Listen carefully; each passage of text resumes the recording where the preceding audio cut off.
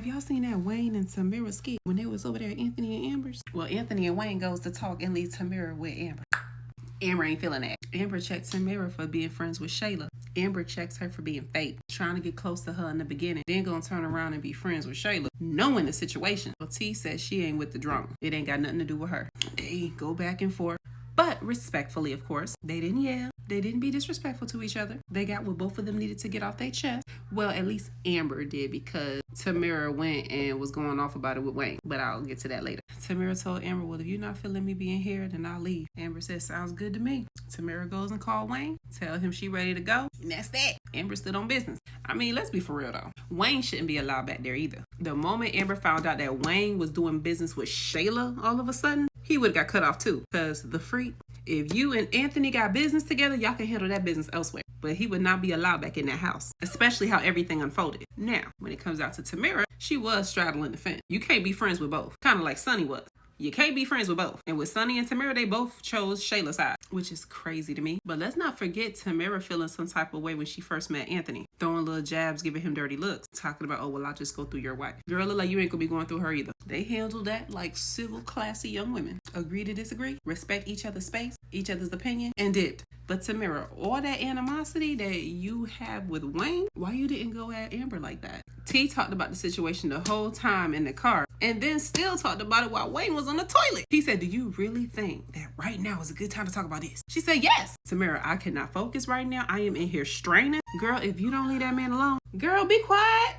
Well, when Wayne opened that bathroom door, she stopped talking then. Stench went straight up in there. Oh, now you'll wait till he come out. But anyway, I mean, if I ain't messing with somebody and somebody that I know is friends with the person I'm not messing with, they are not allowed in my house.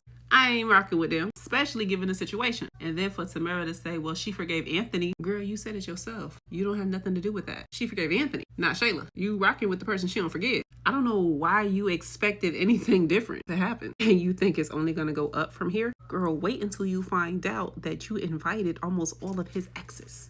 I think Wayne is going to be appreciative over the thought of his birthday party, but I don't think he's going to be happy about that. And then everybody staying at his house, he ain't gonna have that. But anyway, let's get to Diesel and Angelina. Now, Diesel gets to Angelina's house. And no, he did not forget the box to put underneath the truck to prevent the oil from leaking underground. Well, she asked him if he can, clean himself up a little bit. She'll give him some of Brody's old clothes. He kind of got offended at first, talking about he just gonna get dirty anyway. Yeah, but that's gonna be a different kind of funk. Right now, this is a couple of day old funk. Garbage can juice funk, not hard work funk. You hugged Angelina with that homeless ain't took a shower in 30 days kind of funk. But anyway, she said she'll provide him the clothes. He can go shower and she'll pay him cash today. Then she complimented him on having a great smile.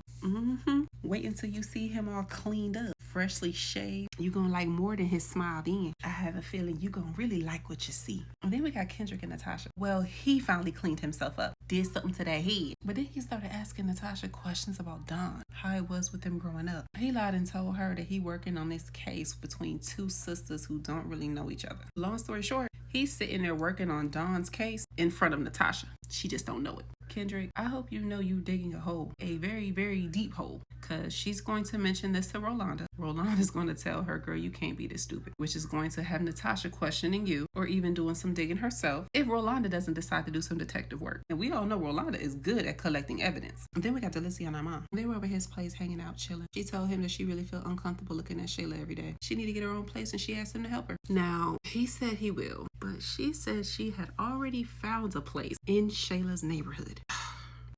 Are you stupid? You're messing around with your best friend's ex-boyfriend, who in her mind she's still with, and you want him to help you find a place in her neighborhood, and y'all sneaking around. Are you deaf or just dumb? Cause girl, what? You think Shayla don't know Armand's car? Then we got Bethany. Well, her and her mama got into it last night. Her mama flat out told her that it was her fault. She's constantly attacking people. Her mama was doing nothing but telling her the truth about herself. And Bethany did what she do best. When it's something she doesn't want to hear, she becomes more disrespectful. And she tried to kick her mother out. But her mother said, I'll leave when my husband leaves. Her mother told her she's a cranky bear all the time. Yeah. And her daddy need to gain a backbone and tell her about herself, since she values his opinion so much. Then later on that night, she gonna pray before she go to bed, praying that she'll be a better wife, that she'll watch how she talk to people, praying that Larry comes back. bad. Then pray that Shara get a handsome man so she can keep her eyes off of hers. Girl, you are really doing all of this. And Shara don't even want Larry. Because if Shara really wanted Larry, she could have had him by now. But anyway, she prayed for forgiveness. Girl, you need to be apologizing to all them people that you wronged. That's why don't nobody like you now. But you won't even see any error in your ways. You deserve to be alone right now. This is your time of reflection. And you ain't even using it properly. The voodoo dream that you had didn't scare you straight. Look like Bethany gonna have to have a couple more nightmares to scare her straight. Then we got her meeting with Natasha. It was supposed to be creating their own witness list. However, Bethany wanted to talk about everything she got going on. Natasha's facial expression said it all. She told Natasha that she was sitting outside Shara's house and she did not see Larry not once. She told her she almost got caught by Brooke. Natasha was like, so you were stalking? No, I wasn't stalking. I just thought I would sit there a little bit. And then I saw a neighbor and I asked the neighbor if he'd ever seen him there and to call me if he do. And then I offered him any money for any information that he had. So now you're bribing. Well,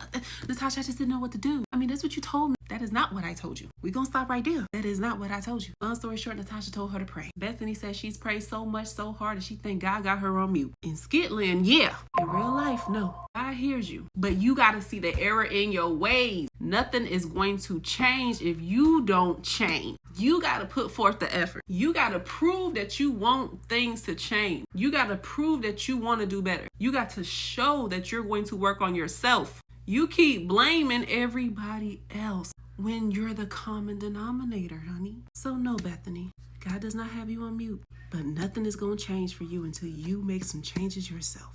Next. Then we got Sunny and Mike. Sunny gets in Mike's phone. She kept touching the screen while they were talking so it wouldn't go off. The moment he stepped out the door, she decided to look into it. She started listening to a voice message that Melissa left him. It was Melissa telling Mike that Trill found out about him coming over there, and she said to tell Trill that he was only over there to drop off a package. Well, Sunny was pissed off. Next skit, she was packing up her stuff and she left. She told Mike she ain't about to do this no more. She done been through enough. If he want Melissa back so bad that he need to be with her, he kept telling her it wasn't like that. He was like, we can even talk to Melissa. She said, I don't even understand why you still talking to her. Oh, well, we work together. Oh, so I guess you, Wayne, you like having all your exes together. I mean, Mike knew the possibility of this happening when he took her out for that lunch, when he went to her house. You can't move like you single. If you really serious about being with Sunny, you gotta respect that. How would you feel if Sunny was to go out to lunch with Jonelle or something? Mike would be in his feelings. She called Mike selfish. She left, told him to get out her way, and she went home. Now we already know Sunny gonna tell Greg, Sunny gonna tell Jocelyn. Between the two, one of them two gonna try to make it right. Then we got Mama Brenda going over there to apologize to Ashley and her Mama Lean.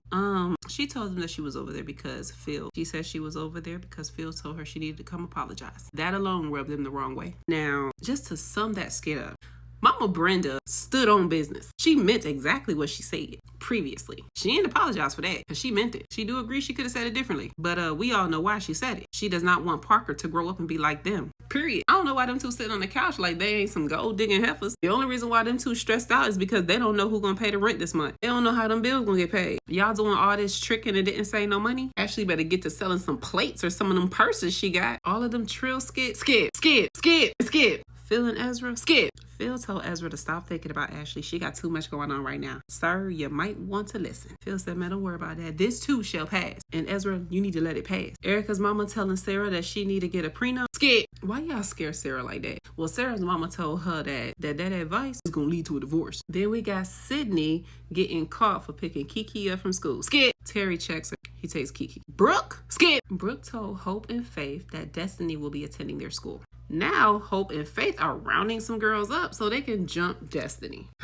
Skip. Oh, and let me not forget Karis, Lyrica, and D. Skip. Karis starts flirting with Nina in front of Lyrica. Lyrica started complimenting D on how sexy he be looking. When Nina and D left, Lyrica checks Karis. Did y'all catch that Lyrica was wearing the same shoes that she had on at Karis' house? The ones that D saw? Y'all know D gonna put two and two together, right?